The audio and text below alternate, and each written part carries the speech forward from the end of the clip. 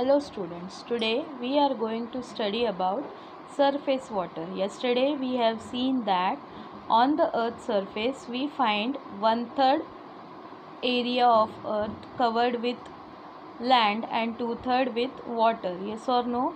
So in that 2/3 part we have seen that there are 5 ocean bodies which are present. Those are Atlantic Ocean, Pacific Ocean, Arctic Ocean, Southern Ocean and Indian Ocean. Now today we are going to study about the freshwater bodies which are present on the earth's surface. That is also known as surface water. So rills, brooks, streams and rivers are present in the freshwater bodies. Yes or no? In which rills are the smallest and rivers are the biggest. Rills, brooks and streams together join to form rivers, and all these rivers, when they come together, they form bigger rivers. Those are called as tributaries. So what are tributaries? The rivers which are joined together to form bigger rivers are called tributaries. Then we find fresh water in lakes also. So that lakes are nothing but the water body formed by collecting water naturally in the low lying area of the land. Now look over here, we have seen yesterday 1/3 part is covered by land and 2/3 by water. In that the 7 continents, which are Asia, the largest continent, Europe, Africa, North America, South America, Antarctica and the smallest one, Australia. Yes or no? Yesterday about these 7 continents we have studied, and also the oceans: Atlantic Ocean, Pacific Ocean, Indian Ocean, Southern Ocean and Arctic Ocean. Clear with this? Now see, surface water. There are many streams of water flowing over the land. This water is not salty but fresh. These streams of water may be rills, brooks, streams or rivers. Rills are the smallest and the rivers are the biggest. Rills, brooks, streams join each other to form rivers. Rivers which join to make a bigger river are called its tributaries. In some places a river cascades down, falls down. A sudden drop. This forms a waterfall. You might have seen in the rainy days nowadays the waterfalls. Yes or no? All rivers eventually flow into the ocean. So these freshwater bodies go and join ocean, and then they become the salty water bodies. Clear with this? Now next one is lakes.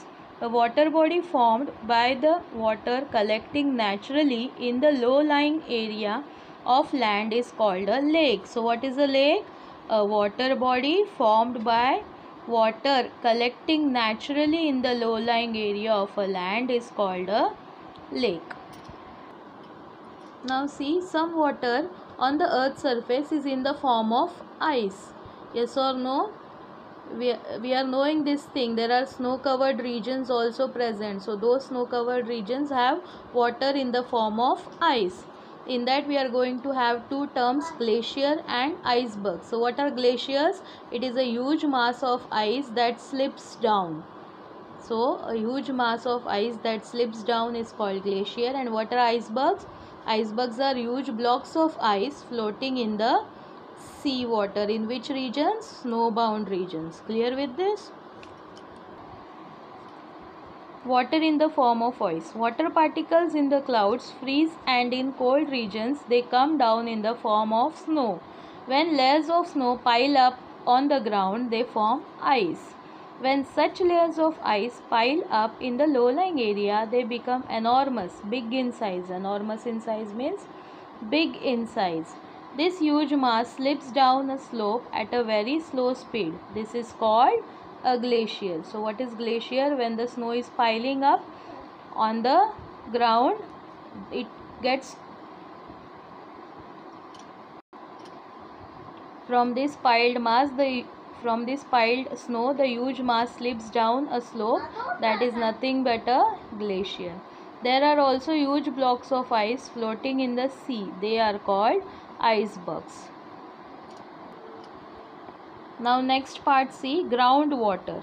The water which is present under the underground under the layers of the rocks. This water is called groundwater. Clear with this? And all these water bodies which we have studied till now, they together form hydrosphere of the earth. Yes or no? The three main spheres of the earth we have seen: the atmosphere, hydrosphere and lithosphere. Hydrosphere, water area; lithosphere, land area; and atmosphere, air, which we are going to study tomorrow. Land area and water part that we have studied, hydrosphere. Yes or no? Clear with this? Tomorrow we will study about the atmosphere.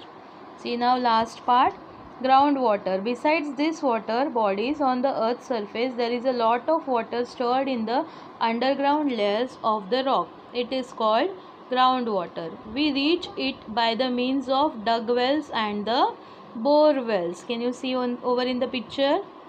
Yes. We reach them by the means of dug wells and bore wells. Many lakes and wells get water from underground springs. The underground springs are there which provide water to these lakes and wells. If rainwater is also not there, these underground water springs helps the well to be full with water.